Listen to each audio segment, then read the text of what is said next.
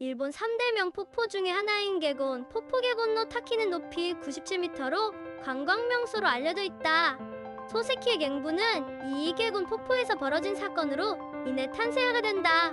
1903년 4월의 나스메 소세키 당시 36세는 제1고등학교 강사와 도쿄제국대학 영문과 교수를 겸하게 된다. 그리고 5개월 후인 9월에 제1고등학교의 제자인 후지무라 미사오가 개곤 폭포에서 자살하는 사건이 발생한다. 이 사건으로 인해 다시 신경쇠약 증세가 악화된다. 또한 아내와의 불화로 임신 중인 부인과 별거에 들어가게 된다. 나스메 소세키는 어릴 적부터 곁에 있던 사람들의 죽음을 무수히 목도해왔지만 교편을 잡은 첫 해에 자신의 제자의 자살 사건은 충격이었을 것이다. 그리고 5년이란 시간이 지났다. 1908년 당시 41세 1월 4월까지 아사히 신문에 갱부를 연재한다. 인간이 동물과 다른 점은 멘탈 시뮬레이션이 가능하다는 이야기를 어느 책에서 본 적이 있다.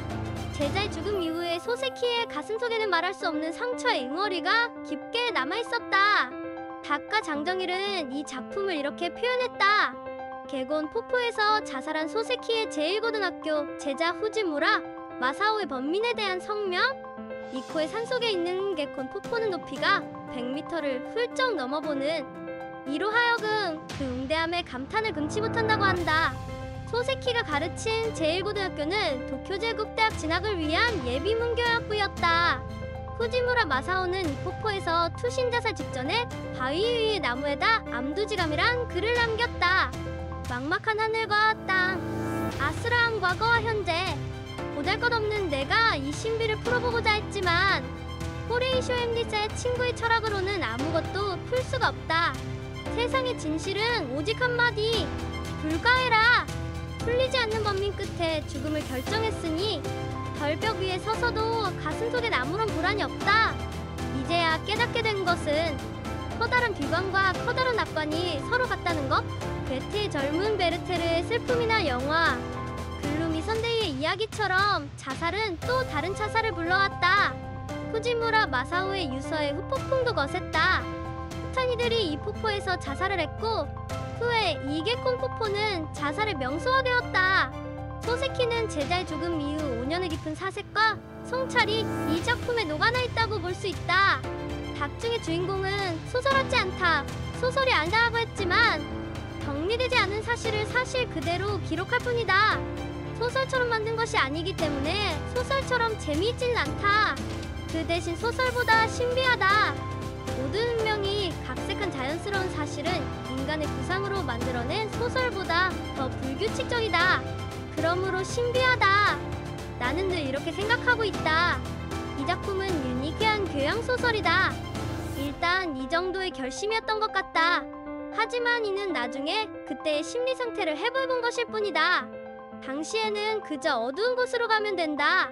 어떻게든 어두운 곳으로 가지 않으면 안 된다며 오로지 어두운 곳을 목표로 걸었을 뿐이다.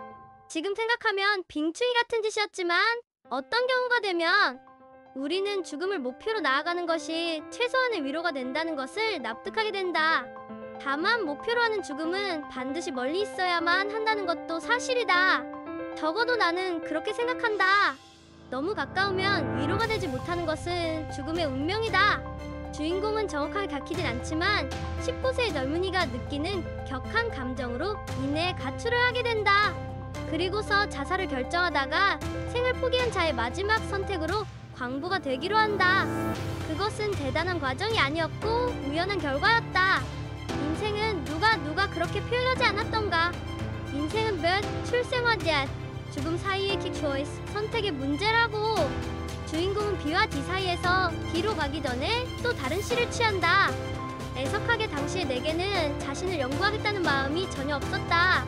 그저 분해서 괴로워서 슬퍼서 화가 나서 그리고 딱해서 미안해서 세상이 싫어져서 인간임을 다 버리지 못해서 안절부절 못해서 그는 가출을 했고 또 다른 C를 선택한다. 돈벌이를 위해 그는 갱부가 된 것이 아니었다. 그는 D를 선택하기 전에 우연찮게 조졸한 인물이 그에게 던진 한마디, 임자, 일할 생각 없나? 그 말에 꽂혀 선택한 것이 바로 갱부였다. 과연 그 하얗게 빠진 19세의 가출 청년이 과연 갱부가 될 수 있을까? 돌아가고 싶어도 돌아갈 곳이 없습니다. 집이 없습니다. 갱부가 되지 못하면 구걸이라도 할 수밖에 없습니다. 온실 속의 화초처럼 19년 동안 자라온 주인공이 죽음을 결심했다가 또 다른 선택지인 갱도로 들어섰을 때 거기엔 막다른 장소였고 특별한 시간이 존재하는 곳이었다. 우리가 정말 돌아갈 집이 없는 노숙자가 아닌 다음에야 다들 컴백할 홈이 있다.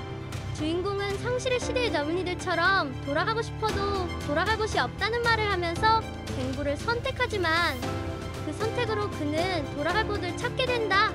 동서고금을 막론하고 피 끓인 청춘의 시절에는 다들 자신의 개인적인 마음의 상처와 데미지가 너무나 크게 느껴지는 나머지 실제로 대단히 크고 심각한 경우도 종종 있긴 하지만 니아즈를 선택하기도 하지만 소세키는 제자의 죽음을 사유하면서 D가 아닌 추오씨를 선택할 것으로 말해주는 듯하다.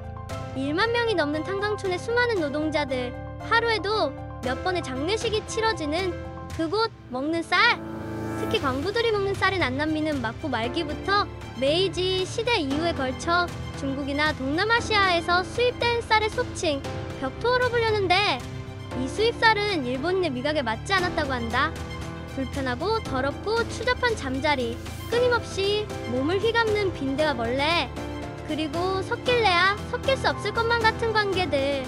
평소에 흰밥도 신물이 날 정도로 먹고 싶지만 그보다는 빈대가 없는 이부자리에 들어가고 싶다. 30분이라도 좋으니 푹 자보고 싶다. 그런 뒤라면 할복이라도 하겠다. 어때? 여기서 지옥의 입구야. 들어갈 수 있겠어? 갱부아스 씨가 갱도에 들어가기 전에 주인공에게 한 말이다.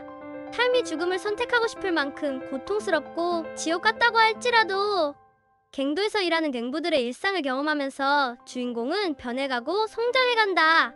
물론 작품이 그것을 구체적으로 언급하진 않는다. 구약 성경 엽기를 읽다가 문득 갱도를 발견하고 기뻐했다. 그저 사람이 사는 곳에서 멀리 떠나 갱도를 깊이 뚫고 발길이 닿지 않는 곳, 사람이 없는 곳에 매달려 흔들리는 이라 엽기 28장 사자. 갱부는 사람이 사는 곳과 멀리 떨어진 곳, 발길이 닿지 않는 곳, 깊이 뚫린 갱도에서 하루를 보내는 사람들이다. 그 지옥 같은 장소와 시간의 하루, 그곳에서 존버하는 인생이 바로 갱부였다.